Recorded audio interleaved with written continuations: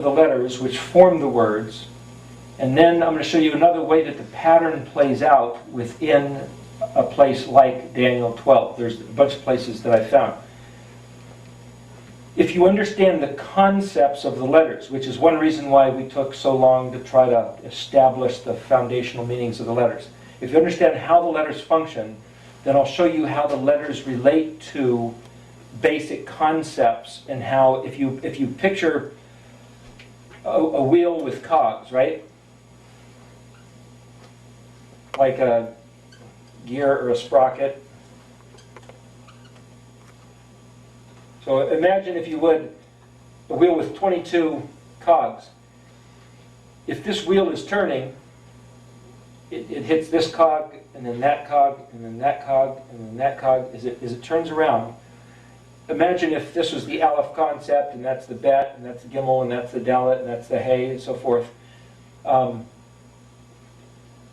Each time there's this change of thought in the picture described in Daniel 12, it's like another letter changing to the next one in the sequence. So, it starts off where the angel says to Daniel, well, let's back up a little bit. Let's back up one verse. Now let's back up even more than that. At verse 1 of chapter 12. At that time, Michael will stand, the great prince who stands in support of the members of your people. So you think that he'd be talking about the angel or the Melech named Michael, who will support Israel. And there will be a time of trouble such as there had never been since the nation was until that time. Now, I'm not sure what that means by translating from this mechanism, because I haven't done that. So I'm not going to address that. But at that time, your people will escape. Everything that is found written in this book will occur. I'm not sure if he's talking about the stuff written after that, which is the subsequent verses or what's before, but again, I haven't addressed that. But here, let's look at this. Many of those who sleep in the dusty earth will awaken, these for everlasting life, and these for shame, for everlasting abhorrence. That sounds like the traditional heaven and hell scenario. Verse 3. This is the verse where we're going to start regarding it. The wise will shine like the radiant of the firmament, and those who teach righteousness to the multitudes will shine like the stars forever and ever. So in verse 3, it says that the wise will shine, and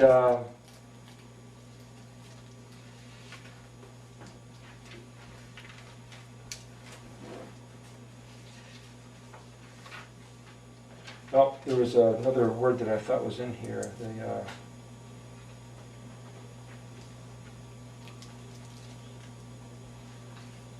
Well, let me go on past that. The ones who teach righteousness, the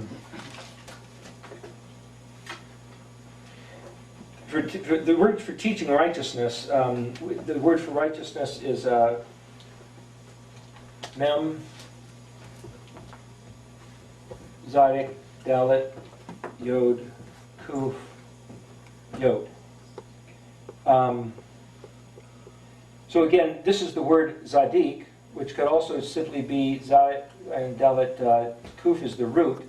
Whenever you have in the middle of a word a Yod or a Vav, or sometimes a Hey, those almost seem to act like wild cards. In other words, you can add or subtract Yods and Vavs, and they don't always necessarily change the meaning of the word.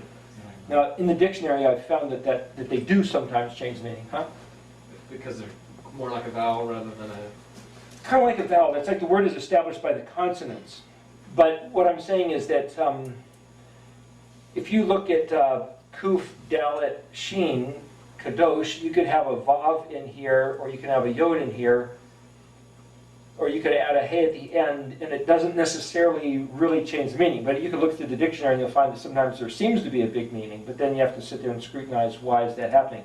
So what I'm saying is that sometimes they act as a wild card. If you want to read what the word is really about, Mem at the end basically refers to from or out of, you might say, and the Yod at the end is in reference to my. And so this is the one who, you might say, is working or establishes Zadik, which is righteousness. And here, if the Zadik references the Torah or what's in the Ark of the Covenant, and that's the door to, rising up to the place from here to the place where it's clean, and here where it is, you might say, polluted, or certainly at least confused. Babylized, you might say. So if this realm where it's confused, if this is the door up to where it's clean, where we got this word for kadosh, which is the high view of where the clean room is, as it were, then you can see the one who teaches how to do that will shine like the stars forever and ever. Just to show you where that's the significance of this, going over this stuff, is that I think that's what this stuff is. It's teaching what is the stuff in the Ark of the Covenant, which is the Zadi, which causes things to bloom, which causes things to blossom.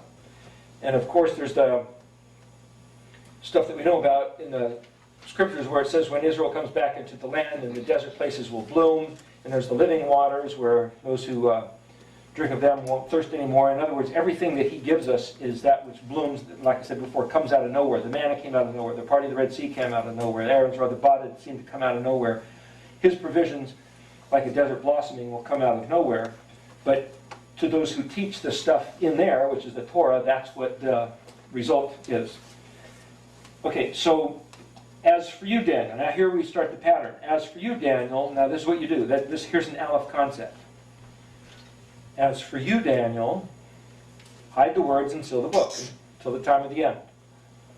That's an Aleph. That's like starting the ball rolling. That's like the ox getting on in the furrow, and walking its course until it gets to the top.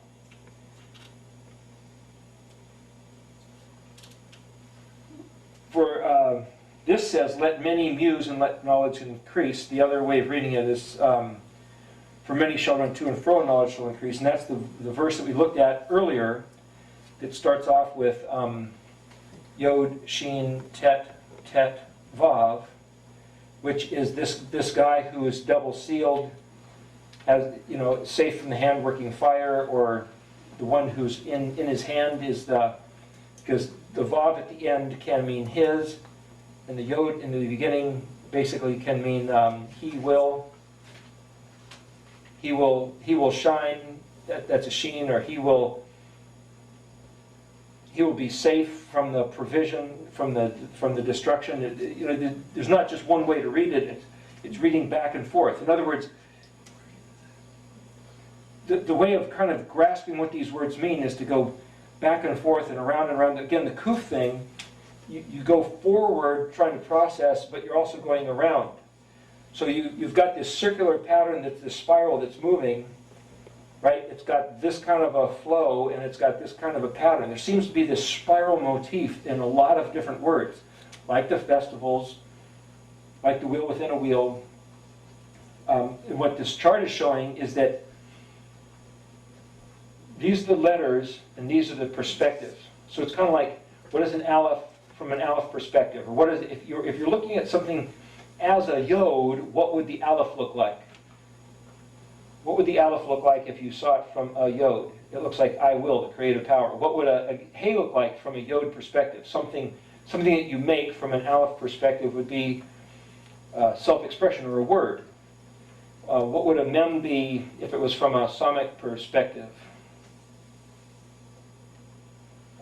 Peoples or nations, because a samic is a structure, like a trellis, like a network, which is mem, which is birthed and brought forth, which is a nation. And so you have aleph mem and ayin mem are both people groups.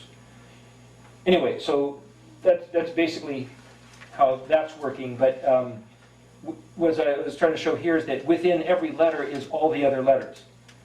For example, if I looked at this Mishkan pattern and said, okay, this is the pattern, how do you do the Mishkan pattern? What does that mean to do the Mishkan pattern? Well, basically, everything here's the cycle as you go through it for the Mishkan pattern. You first are in the darkness, and you simply acknowledge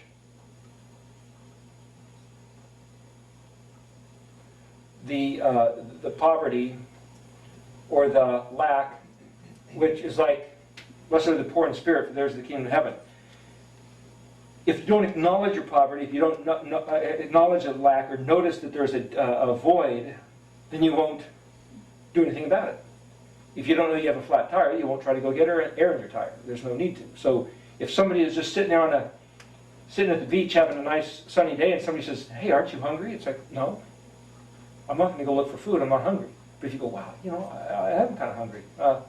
Maybe I should go get something to satisfy that lack. So it's a matter of sensing the void, noticing the discrepancy between light and dark. That you might say is the first step, is noticing this discrepancy and then choosing the light.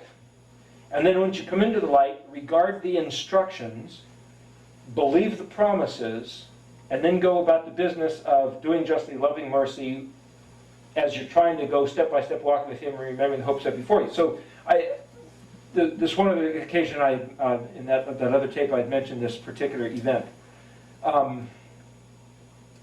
There was a time when me and a friend were working outside an office building, and we were having a conversation about something, and some guy pulled up, who was parked next to us, and he says, hey, shut up, nobody wants to hear about it. It's like, gosh, this guy was rude.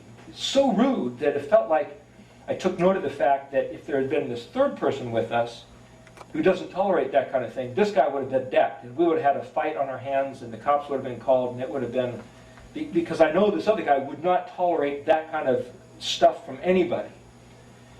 And he just really irritated me. My natural response to what this guy said was like, what?